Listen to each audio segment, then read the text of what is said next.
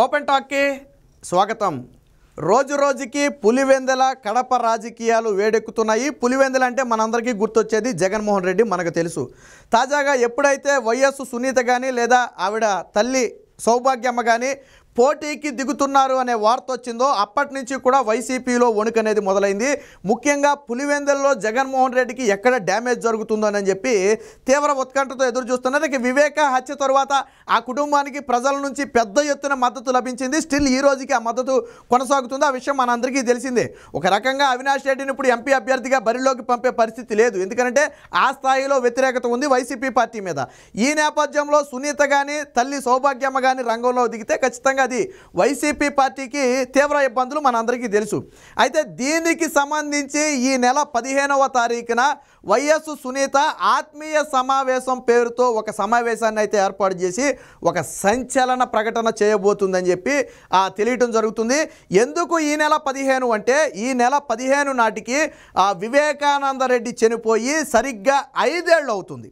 So ఈ నేపథ్యంలోనే అదే రోజు ఒక సభను ఏర్పాటు చేసి ఆత్మీయ సమ్మేళనం పేరుతో ఒక సభను ఏర్పాటు చేసి రాజకీయంగా ఒక ప్రకటన చేయబోతున్నారని చెప్పి ఊహాగానాలు అయితే ఉన్నాయి.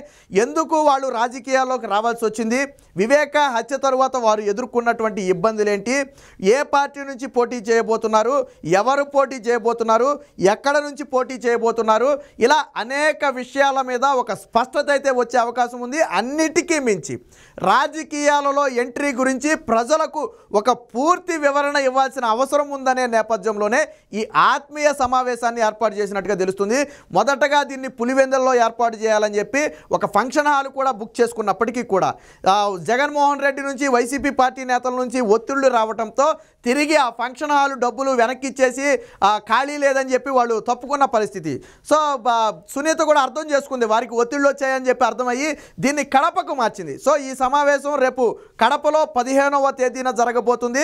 ఆ వైఎస్ ఫ్యామిలీకి ఎవరైతే వివేకానంద రెడ్డికి అత్యంత ఆప్తులు, సన్నిహితులు, బంధువులు, మిత్రులు ఉన్నారో వారందరి సమక్షంలో పాటు కొంతమంది ఇటీవల తనకు రాజకీయంగా అండగా ఉన్న మరికొంతమందితో అయితే ఈ సమావేశాన్ని అయితే నిర్వహిస్తున్నట్టుగా తెలిసింది. ప్రధాన ఉద్దేశం తమ రాజకీయ అరంగేటాన్ని ప్రకటించటం.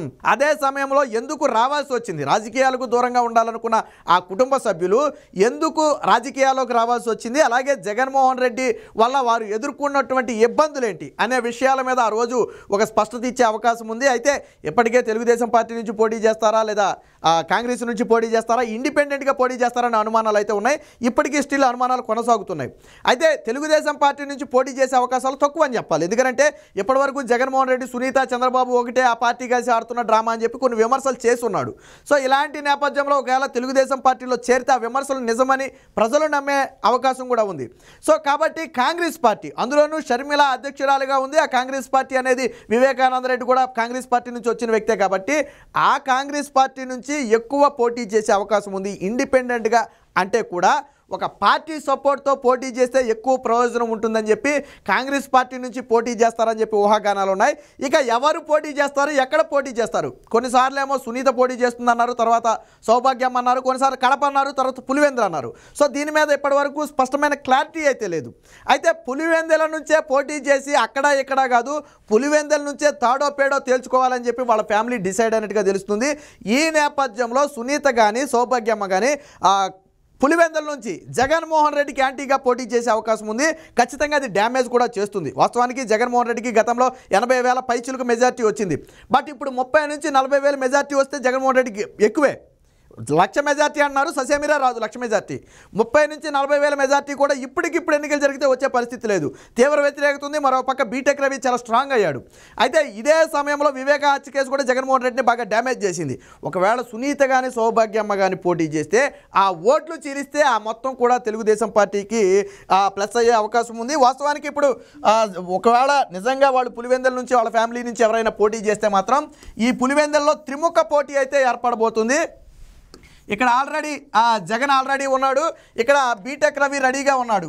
సో ఇకపోతే ఇక్కడ 3వ ప్లేస్లో సునీత వాళ్ళ మదర్ కానీ ఎవరైనా పోటీ చేయొచ్చు. ఎవరు పోటీ చేసినప్పటికీ కూడా త్రిముఖ పోటీ ఏర్పడుతుంది. వాస్తవానికి ఇప్పటి వరకు పోటీ అనేది వైసీపీ టీడీపీ మధ్య ఉండేది, అంటే జగన్ బీటెక్ మధ్య పోటీగానే అందరూ చూశారు. బట్ ఎప్పుడైతే సునీత పోటీకి దిగిందో ఈ జగన్మోహన్ రెడ్డి ఓట్లు ఎన్ని చీలిస్తే అంతా కూడా బీటెక్ రవికి ప్లస్ అవుతుంది, అంటే తెలుగుదేశం పార్టీకి ప్లస్ అవుతుంది. ఎందుకనంటే సునీత కానీ సౌభాగ్యమ్మ కానీ ఎవరైనా సరే చీల్చే ఓట్లన్నీ కూడా జగన్మోహన్ రెడ్డి ఓట్లే తప్ప బీటెక్ రవి టీడీపీ ఓట్లు చీల్చలేరు. ఖచ్చితంగా సానుభూతి అనేది వైసీపీ పార్టీ నుంచే ఉంటుంది తప్ప తెలుగుదేశం పార్టీ నుంచి వారికి ఆ ఓట్లు కన్వర్ట్ అయ్యే అవకాశం లేదు. వారిలో సానుభూతి ఉన్నప్పటికీ కూడా తెలుగుదేశం పార్టీ అభ్యర్థిని కాదని వీరికి ఓటేసే అవకాశం లేదు. మరి ఇక్కడ ఆల్రెడీ గతంలో 80,000 ప్లస్ పైచిలుక మెజార్టీతో గెలిచిన జగన్మోహన్ రెడ్డి నుంచి ఒక 40,000 ఓట్లు చీల్చేశారనుకోండి. ఈసారి ఈ 40,000 ఓట్లు తగ్గితే ఎవరికి ప్లస్ అవుద్ది? బీటెక్ రవికి ఆ మెజారిటీ పెరుగుతున్నట్టుగా అవుద్ది. ఇక్కడ జగన్మోహన్ రెడ్డికి తగ్గే కొంది బీటెక్ రవికి ప్లస్ పాయింట్ అవుద్ది. అనూహ్యంగా బీటెక్ రవి గెలుపు ముంగిటి వరకు వెళ్ళినా మనం ఆశ్చర్యపోవాల్సిన అవసరం లేదు. ఒకవేళ సానుభూతి ఎక్కువ స్థాయిలో ఉండి సునీత గన డ్యామేజ్ ఎక్కువ చేయగలిగితే, లేదా సౌభాగ్యమ్మ ఎవరైనా సరే డ్యామేజ్ ఎక్కువ చేయగలిగితే ఆ మొత్తం కూడా బీటెక్ రవికి ఉపయోగపడి దాదాపుగా గెలిచినంత పని కూడా అవుతుంది. వాస్తవానికి ఇప్పుడున్న పరిస్థితుల్లో జగన్మోహన్ రెడ్డి గెలుస్తాడు, మెజారిటీ అయితే తగ్గుద్ది, కానీ 80,000 అన్నది బహుశా ఇప్పుడున్న అంచనాల ప్రకారం ఇప్పటికిప్పుడు ఎన్నికలు జరిగినా బిలో 50,000 మెజారిటీ అనేది బిలో 50,000. బట్ ఇప్పుడు వివేక కూతురుగా పోటీ చేస్తే సానుభూతి పరంగానే దాదాపు 30,000 నుంచి 50,000 ఓట్లు డ్యామేజ్ చేసే అవకాశం ఉందని ఒక అంచనా. ఈ డ్యామేజ్ అయిన ఓట్లు మొత్తం కూడా బీటెక్ రవికి ప్లస్గా చెప్పుకోవచ్చు. అప్పుడు అంతిమంగా బీటెక్ రవి గెలుపు ముంగిటి వరకు వెళ్ళినా ఆశ్చర్యపోవాల్సిన అవసరం లేదు. ఇదే వైసీపీ వర్గాలకి ఇప్పుడు నిద్ర పట్టకుండా చేస్తుంది. రేపు 15వ తారీఖు సునీత ఏ ప్రకటన చేస్తుంది, ఎవరు పోటీ చేస్తారు, ఎక్కడి నుంచి పోటీ చేస్తారనే విషయాలు ఏం చెబుతారనే దాని మీద వైసీపీ తీవ్ర ఉత్కంఠలో ఉంది. జగన్మోహన్ రెడ్డి కూడా ఎక్కడి నుంచి పోటీ చేస్తారనేది ఇప్పటి వరకు చెప్పలా. నిజంగా గాన సునీత కానీ సౌభాగ్యమ్మ కానీ పులివెందల నుంచి కానీ పోటీ చేస్తే జగన్మోహన్ రెడ్డి జమ్మలమడుగు వెళ్ళిపోవడం ఖాయం. ఎందుకంటే ఇప్పుడు మనం చెప్పుకున్నట్టుగా సునీత డ్యామేజ్ చేయటం 100% కన్ఫర్మ్. ఎంత డ్యామేజ్ చేస్తుంది అనేది మళ్ళీ అక్కడ పరిస్థితులను బట్టి ఆధారపడి ఉంటుంది. సానుభూతి ఎంత ఉంది, వివేక కూతురు సునీత ఎంత ప్రొజెక్ట్ చేసుకోగలుగుతుంది, ప్రజల్లోకి ఎంత బలంగా వెళ్ళగలుగుతుంది, ఆ జగన్మోహన్ రెడ్డి మీద ఎంత యాంటీ క్రియేట్ చేయగలుగుతుంది, ఇలాంటి అనేక అంశాల మీద ఆధారపడి ఉంటుంది. కాబట్టి ఇప్పటికిప్పుడు పోటీ చేస్తే డ్యామేజ్ అనేది కన్ఫర్మ్. ఆ డ్యామేజ్ ఏ స్థాయిలో ఉంటుంది అనేది అప్పుడు పరిస్థితులను బట్టి ఉంటుంది. కానీ జగన్మోహన్ రెడ్డి సాహసం చేస్తాడంటే కాదనే చెప్పాలి. ఎందుకంటే ఓడిపోతే జగన్మోహన్ రెడ్డి తలదీసేసినట్టే. పులివెందులలో జగన్మోహన్ రెడ్డి ఓడిపోతే తలదీసేసినట్టే లెక్క. ఎందుకంటే కడప పులివెందులో వాళ్ళ కంచుకోటలు కదా 30 ఏళ్ల నుంచి కూడా. అలాంటి ప్రాంతంలో జగన్మోహన్ రెడ్డి ఓడిపోవడానికి ససేమిరా ఒప్పుకోడు. కాబట్టి జమ్మలమడుగు వెళ్లే ఉద్దేశం కూడా మనసులో ఉంది. కాబట్టి ఇప్పటి వరకు పులివెందుల తన సీటుగా జగన్మోహన్ రెడ్డి ప్రకటించలేదు.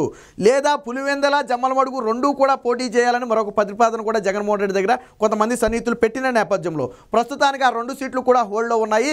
ఏది ఏమైనప్పటికీ వివేక కూతురు సునీత దెబ్బకు జగన్మోహన్ రెడ్డి పులివెందుల వదిలి వెళ్లే పరిస్థితి కూడా రాబోతుందని రాజకీయ ఊహాగానాలు నడుస్తున్నాయి. మరి చూద్దాం 15వ తారీఖున ఎటువంటి ప్రకటన చేస్తుంది, ఏ రాజకీయ పార్టీ నుంచి పోటీ చేస్తుంది, మరి జగన్మోహన్ రెడ్డి సునీతను ఏ విధంగా ఎదుర్కొంటాడు అనేది తెలియాలంటే మాత్రం వేచి చూడాలి.